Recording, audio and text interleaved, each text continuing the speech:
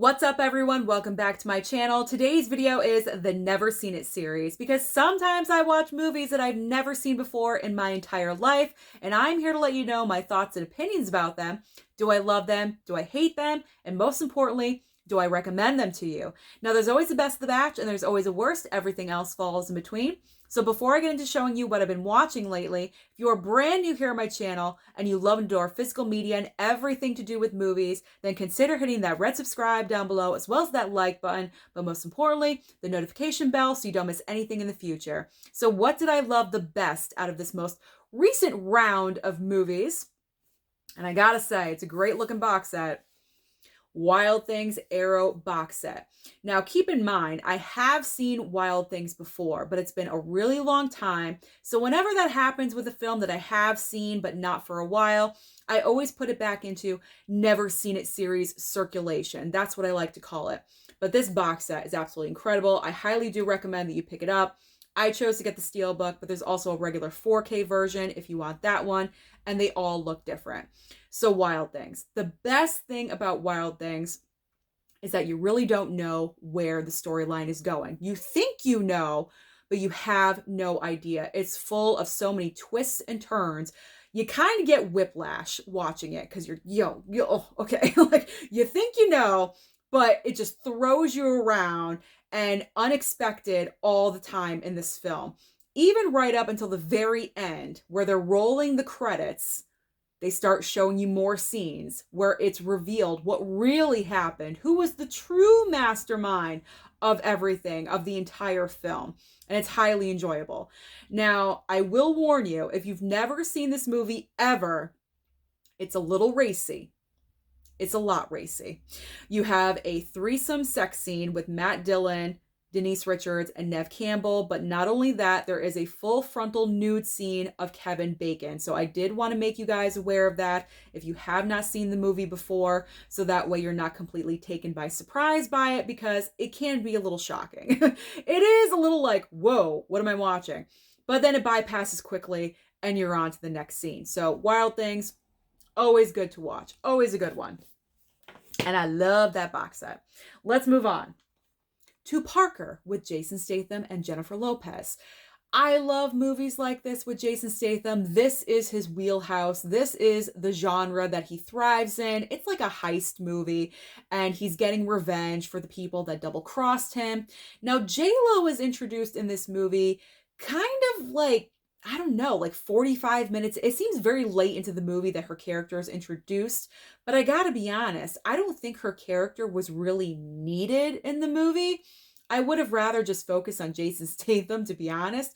I think they put her in here, or they put a female character in the movie, I should say, to, I guess, draw in male viewers. I don't know, but really not needed and not necessary. She's kind of just like the side plot that they just decided to stick in, I guess, kind of to build a little bit of a romantic angle, but it didn't work for me. And I'm glad that they didn't explore a romance angle between the two of them in the movie, because I gotta be honest, I wasn't really feeling the chemistry. It felt more like a friend connection, not a romantic connection. But overall, I enjoyed the movie. I will watch it again. Not anytime soon, but I will watch it again in the future. So I'm glad that I have it. Shrek. Who doesn't love Shrek? Shrek.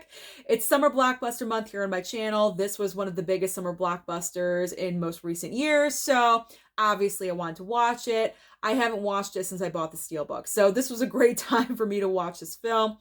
What is there to say about Shrek? I mean, it's just a fun, good time that you can watch with your kids. I mean, it's more of for adults, let's be honest, but you could share it with your children and just have a great good time. Mike Myers thrives in this role, being Shrek, voicing Shrek. Eddie Murphy is obviously hilarious as Donkey, and we just had fun. Mama Blu-ray and I think Daddy Blu-ray was there too. We all were watching it. We all were laughing and having a great time. So it was great to revisit Shrek after probably at least 10 years or so. So Shrek is good. As Dave Durant Cinema would say, Shrek is life. There we go. Shrek is life. Moving on to Orange County. I watched this one just last night. Gotta be honest, I wasn't like totally thrilled with this movie. It's a decent comedy. It's okay. There's nothing overly special about it. I wouldn't run out and pick it up right away if I were you. You don't need to do that. If it winds up being $5 on blu-ray.com, okay, get it. But you don't need it right away. The highlight for me from this film was Catherine O'Hara. She was hilarious as the mom.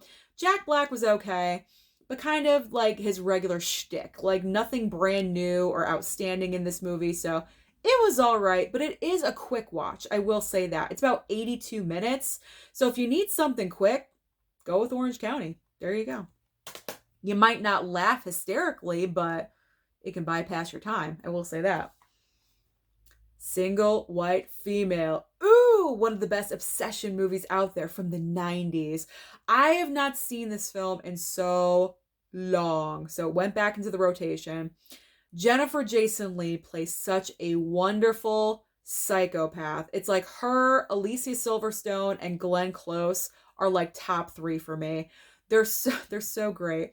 She is so crazy, but she's understated crazy. She's not completely off the rails. You know there's something wrong. There's something really off and strange and weird about her, but you can't put your finger on it right away. Then things start happening, and then it's being revealed, and then she gets Bridget Fonda's haircut and same hair color. Then boo, she's a psycho. The one scene in this film that I hate is the puppy scene. The puppy scene, if you've seen this, you know what I'm talking about. It breaks my heart every time. I forgot about that scene, and it came up, and I was almost crying. I hate that scene so much because I love animals, and I hate the puppy scene. So if you are sensitive to animals, that might be a hard bit for you to watch in this film, but overall it's a great obsession movie, one of the great ones from the 90s. So if you have the chance, then pick this one up. Definitely pick this one up. It's good. Love it. Okay. Drop Dead Fred. Now, a lot of you out there I know are totally nostalgic for Drop Dead Fred, but I gotta be honest, I had never seen it before from beginning to end. I'd seen bits and pieces, but I don't know, for some reason, I just never really wanted to watch the entire thing. But when I saw this was available and everyone was picking it up from Vinegar Syndrome, I'm like, you know what? I'm going to jump on the Drop Dead Fred train. There we go. And I'm going to pick it up. It's a great looking slipcover from Vinegar Syndrome. Not really sure if this is still available, but I gotta say, I enjoyed the movie. It is that nostalgia factor, takes you back, even just takes you back to your own life. Like, did you have an imaginary friend? And how did you deal with that? I mean, I never did. Surprisingly enough, because I am an only child, but I didn't have an imaginary friend. But Phoebe Cates, and I don't remember the actor's name who plays Drop Dead Fred, but they had a great chemistry with one another. And it was great to see how an adult deals with an imaginary friend causing chaos and havoc in their adult life and how they're trying to deal with that. Highly entertaining. It was highly entertaining. I will say that. It was a great watch.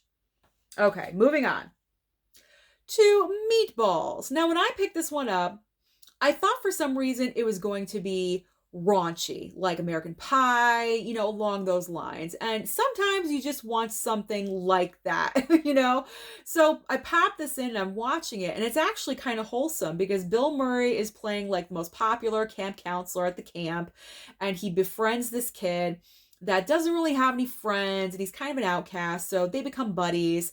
And there's other kids and counselors featured in the movie, but here I am like waiting and waiting for something really, I don't know, just something to happen. But it was just like a wholesome camp movie, to be honest. I mean, Bill Murray was funny. He's definitely the highlight of the film. If he was not in this movie, boring. This movie would have been too boring to watch. But Bill Murray brings the entertainment, and it's actually just a wholesome camp movie. So you can watch this with your kids if you wanted to. There's really nothing overly like sexual or raunchy in this film at all whatsoever. So it was a decent watch, but it wasn't what I expected. I had a preconceived notion and I was wrong about it, but it wasn't bad. Okay, let's get to my bottom two. The bottom two. This is the second to last. Fun mom dinner.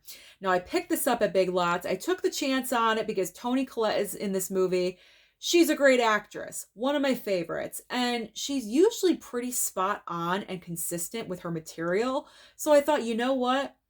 It's probably pretty decent. So the plot line is four moms that, want a night out away from the husbands, away from the kids. Okay, understandable. They go out to dinner and then other events happen. However, my one gripe about this movie, and it's a major gripe, is that they go to dinner and then they start doing things. I thought they were going to cause chaos throughout the entire night. I thought it was going to be like Bad Moms. Like, that was my impression. But they went to a bar, or they did one thing, and then they went to a bar, and that was pretty much it. One of their friends goes off with Adam Levine, who's a bartender, and they kind of lose her. And then they're stuck on that storyline for the rest of the entire movie. And it didn't really go anywhere, and it kind of stalled. So that was the big negative for me. I thought it was going to be a series of events throughout the entire night. The moms were going to be out until dawn. You know what I mean? Just like doing a bunch of weird, wacky, crazy things that you would never expect four moms to do. And it didn't deliver on that. They did like 3 things. Dinner being one of them, something else, and then the bar, and that's pretty much it. So this one didn't really impress me. It was a one-time watch for me. I probably will not keep this movie in my collection, so we'll just put it over there. But I'm not going to throw it.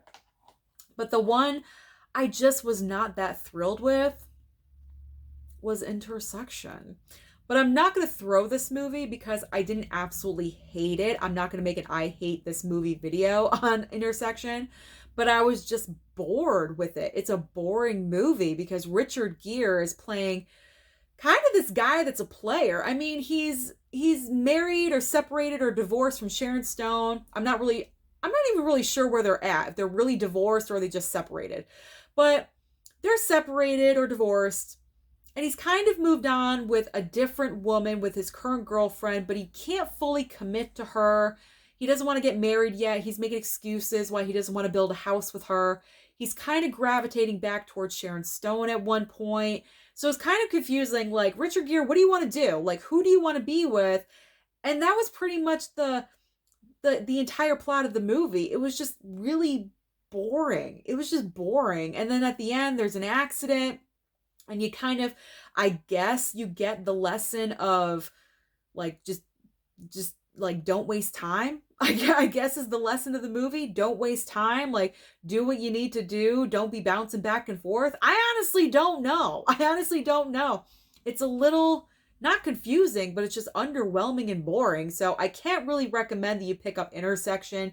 Don't waste your money on this one. This one or Fun Mom Dinner, you can definitely just bypass altogether. You don't need them. So I'm just going to put it down really rough.